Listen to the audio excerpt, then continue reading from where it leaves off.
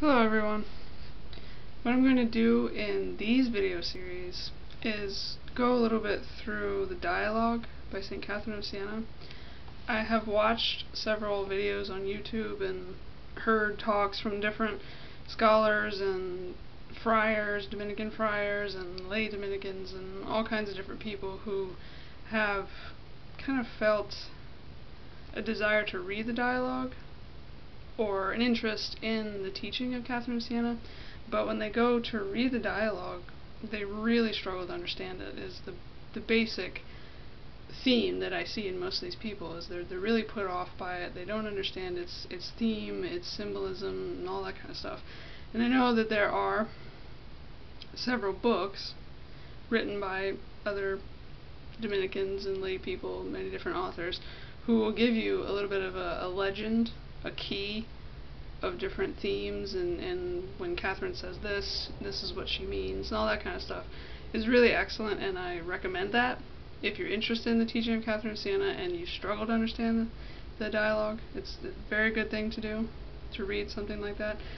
I read Suzanne Nofke's translation of the dialogue a few years ago, and that was a really excellent one. I would recommend that. It was published by Tan Books, T-A-N, and there's others that I have. I don't own a copy of that one. I actually rented it from my parish library, but what I do have a copy of is Passion for Truth, Compassion for Humanity. It's here. It was written by Mary O'Driscoll, I believe. Yeah, there's an O-P at the end of her name, so she's Dominican. I'm not sure if she's a lay Dominican, so that's a possibility. But anyway, I'm going to read some sections from the dialogue here in this book. This book is a compilation of letters that Catherine of Siena wrote, prayers that she wrote. Well, she dictated all these things. If you know anything about Catherine of Siena, she couldn't write or read until very late in her life, so most of this stuff is dictated. Somebody else wrote it down. So there's, as I said, there's letters, prayers, and sections from the dialogue in this book. And what I have experienced in my personal study of this is something very different from the majority of what I hear from other people. Like when I first picked up the dialogue, I blazed through it. It was just food for my mind and my soul. And I realized that must be a special gift from God. If most people are not really understanding it and they struggle, but I can understand it easily, that must be a gift from God. And so I realized if He's giving me this gift, I should give it to others. That's what He would want me to do. So that is the point of these videos. I will give to you, whoever is interested in watching these videos, thank you very much for watching them. I will give to you my own understanding of the dialogue. So this is not particularly scholarly, I guess. It's more just my own understanding that I have read it, and certain analogies that I have made to life as I have experienced it, because Catherine uses a lot of analogies from her own personal life, her own surroundings in Siena, the Tuscan area of Italy, and so why not use those for mine? So that's what I'm going to do. I'm going to combine the analogies that she uses with some of my own to sort of give, I hope, a unique perspective on the dialogue. So let's begin. The first section I will do is one of my favorite analogies. It's the tree, or the circle of self-knowledge. So it's titled here, the circle of self-knowledge. So imagine a circle on the ground. So like traced in the ground, kind of like little kids would trace, like take a stick, and trace in the ground. That was not really hard to understand. Trace a circle in the ground. Take a stick, trace a circle in the ground. And in that circle, in the center, the very center of the circle, a tree is sprouting. with a shoot grafted into its side. And so grafting, if any of you know or don't know, it's you would cut into the trunk of the tree and pull it open a little bit, and then take another plant and insert it into that cut, and then tie a rope or whatever they would use around it, so that then that branch that he's talking about here, that sprout, shoot, would be then attached to the existing tree and would get its life from that tree. It would literally live off of that tree, and then they would share life together. So that's an important analogy. The shoot is grafted into the side of the tree, so these two are sharing one life. Small shoot and a big tree sharing one life. So the tree finds its nourishment in the soil within the expanse of the circle. That's important to remember. It finds its nourishment in the soil within the expanse of the circle, not outside of the circle.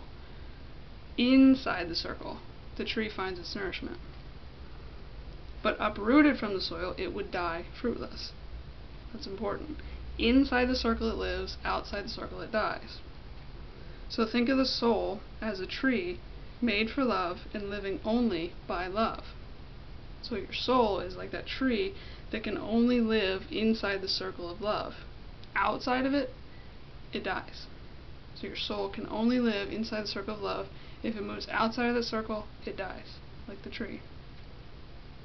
Indeed, without this divine love, which is true and perfect charity, death would be her fruit instead of life.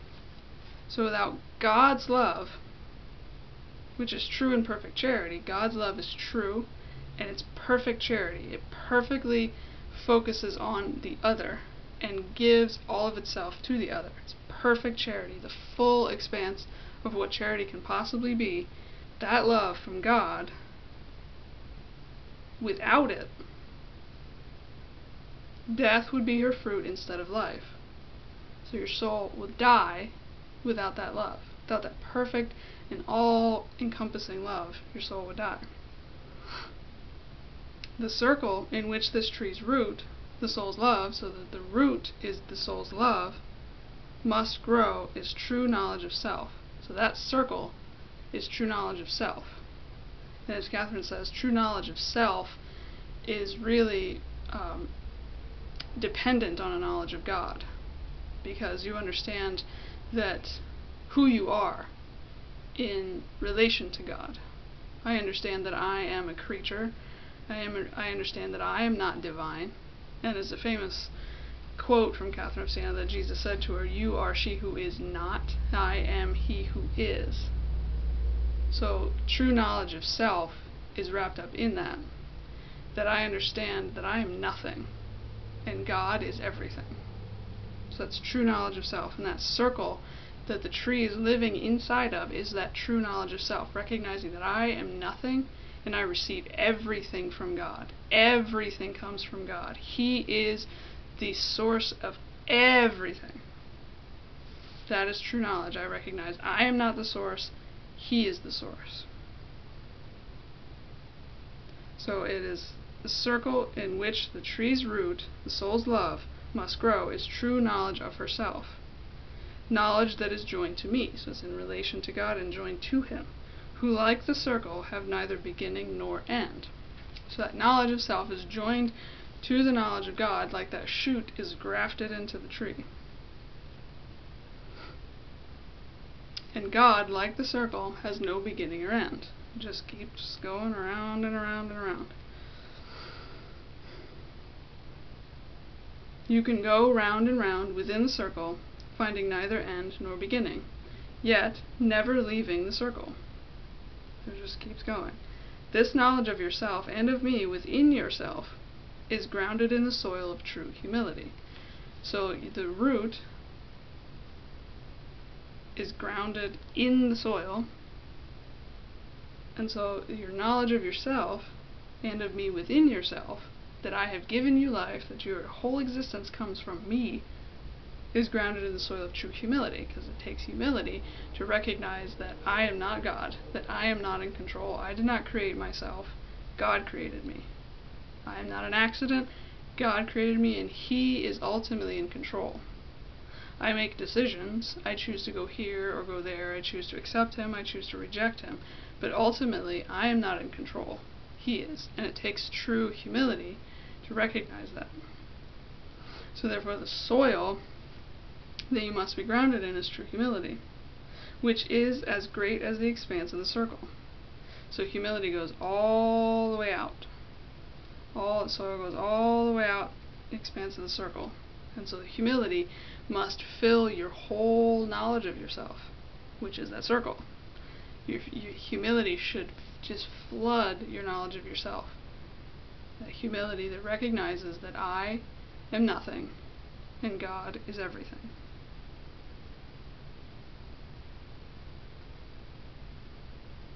And the circle, again, it says, the circle, which is the knowledge of yourself, united with me, as I have said.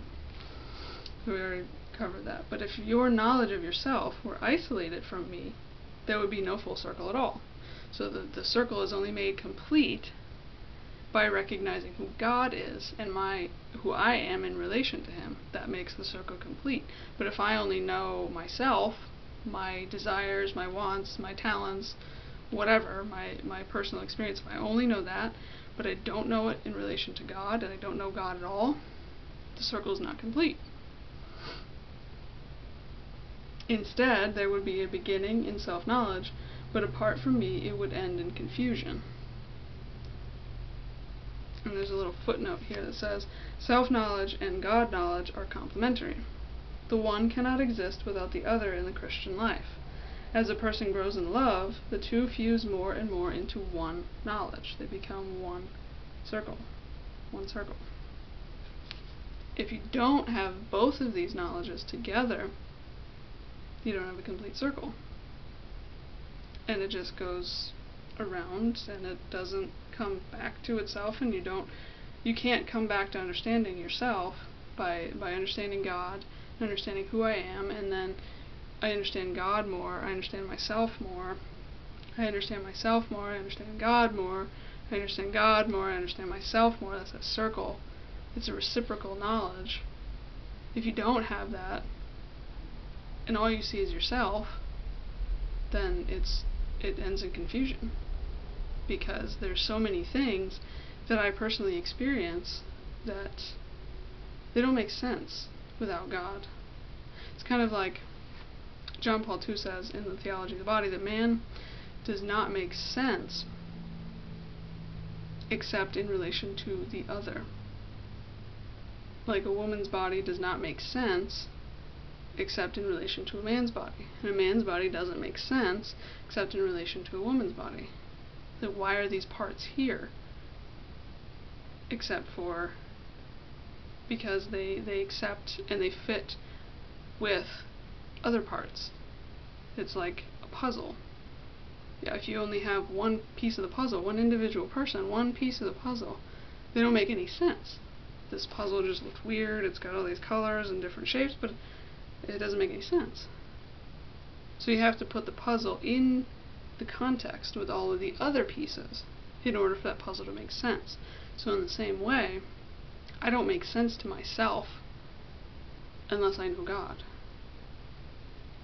And I can have all kinds of relationships with other people, and I experience other people, but none of it really makes sense. There's so many unanswered questions. We all experience that. I know I've experienced that in myself. There's so many. I have desires, I have wants, I have needs, that if I don't look at them in relation to other people and to God, none of it makes any sense to me.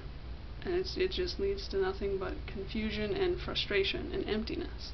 So that's what she's saying here. If you don't put one piece of the puzzle, in the context of the bigger puzzle, which ultimately is God, none of it makes sense.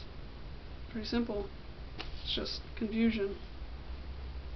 So, the tree of charity is nurtured in humility and branches out in true discernment. And in true discernment really is that understanding of who I am and who God is and how we relate to each other. That I receive everything from Him. I am just His creature and I receive everything from Him. But He loves me so much that He is willing to give His whole self to me, the creature. And He created me for that, to receive His whole self. So true discernment is an understanding, is a real deep contemplation and understanding of that reality. That's true discernment. So when the tree is nurtured in the soil of humility, it branches out in true discernment. So when I am rooted in that humility of recognizing who God is and who I am, then that knowledge that I now have from that humility just branches out, keeps going. It gets wider and wider and wider. And those branches, as it says, the marrow of the tree, so the interior meat, you could say, of the tree, that is loving charity within the soul. So having that charity is a theological virtue, comes from God, having God's love, His love inside of you. That's the marrow of the tree, is patience. A sure sign that I am in her and that she is united with me. So again, that shoot grafted into God. God is one with me and I am one with God. We share life. And His love is inside of me, in the very depth of my being, in the marrow, in the very core of my being. His love and charity is rooted there. And then it makes me patient. So the marrow of the tree, that is loving charity within the soul, is patience. The marrow of the tree becomes patience, because it's God's love rooted in my soul.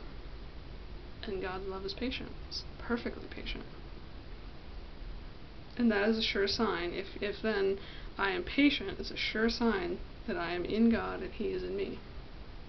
This tree, so delightfully planted, bears many fragrant blossoms. So it's rooted in humility. It's nurtured by that humility, staying inside the circle of self-knowledge and knowledge of God, staying inside that safe circle with that good soil. It's growing well, it's nurtured, and it's blossoming. It's branched out, and those blossoms, those branches, are laden with blossoms. Fragranced blossoms. So they smell beautiful. Of virtue. Those blossoms are virtue. So virtue smells beautiful. Contrary to what our culture today likes to tell you. No.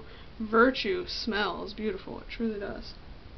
Its fruit is grace for the soul herself, and blessing for her neighbors in proportion to the conscientiousness of those who would share my servant's fruits. So then it's blossomed. As you see, like peach trees, they blossom first and then they get the fruit and they get the peach on it. So it branches out, it blossoms in virtue, and then fruit develops. And the fruit is grace for the soul of the tree, the individual, and blessing for her neighbors in proportion to the conscientiousness of those who would share my servant's fruits. So as much as they want to share the fruits, they will share the fruits. As much as they seek it, as much as they can receive it, they will receive it. So it's a blessing for her and others. That's an important thing to remember. It's not just about me, but I bear that fruit for others in proportion to their desire for it and their capacity to receive it. To me, this tree yields the fragrance of glory and praise to my name. And so when you live that way, you're blossoming, you get so much fruit, and other people are enjoying the fruit, and you're enjoying the fruit. And it's a fragrance of glory up to God, praising His name. Just the sight of the tree praises His name. And so it does what I created it for, and comes at last to its goal. To me, everlasting life. Life that cannot be taken from you against your will. So this can go along with another famous quote from Catherine of Siena. If you are what you should be, if you are what you were made to be, you will set the world on fire. As it says here in the dialogue. So if that tree stays within the circle of true knowledge of God and self, rooted in humility, and it grows up and it's nurtured and branches out and blossoms and fruits of virtue and grace, blossoms of virtue, fruits of grace, glorifying God, then it does what it's created for. And it's a blessing to itself and to others. It is what it's created for. It is what it was created to be, and it does what it was created to do. And that glorifies God. And then it comes at last to its goal, to me, everlasting life. That is our goal. Our end is God, who is everlasting life. We were made to live forever. We were not made to die. Death is a result of original sin. So we're made to live forever, and that is our goal. And when we live this way, as this beautiful tree, rooted in humility, inside the circle of true self-knowledge and knowledge of God, bearing all these fruits and virtues, being exactly what we were created to be, then the end is you reach God. Everlasting life itself.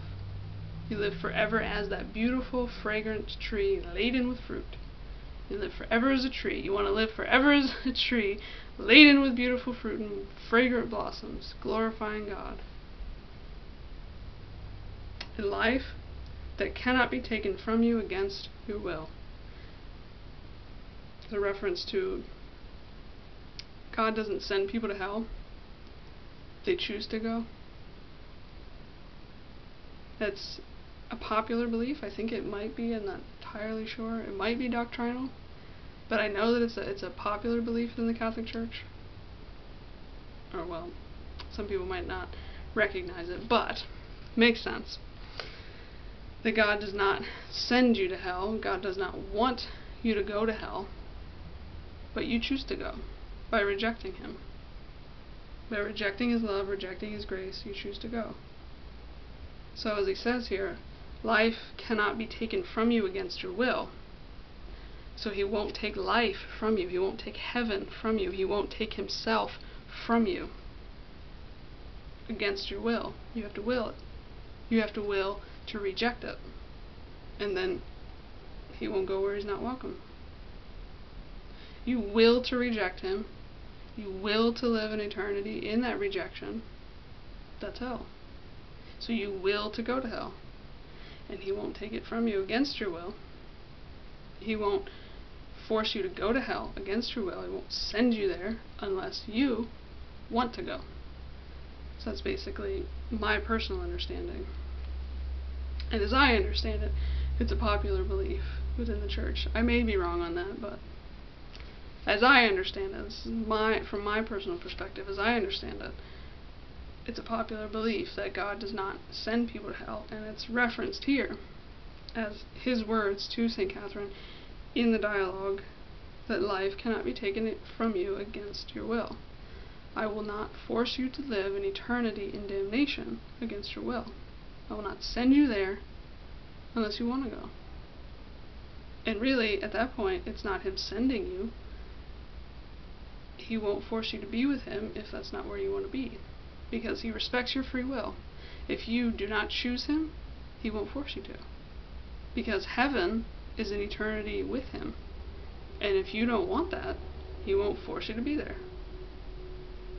So He's not going to force you to be in heaven, He's not going to force you to be in hell. He respects your will. And He will simply ratify the decision that you have made. If you say, I would rather be in hell, He'll let you go there. So we don't want to choose that. We don't want to say, I'd rather be in hell.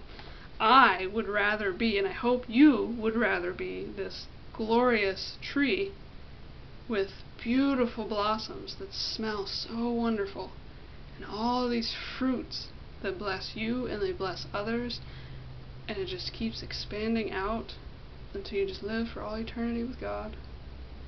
That's my hope, and that's my hope for you. So that is the end of this first section. Thank you for watching, and God bless.